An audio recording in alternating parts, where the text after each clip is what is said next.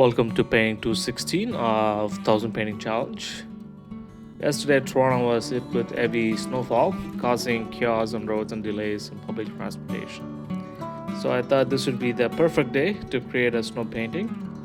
And it also painter's paradise because the scene comes with in shades of blue and white, with snow-covered streets and building contrasting against dark and storm skies.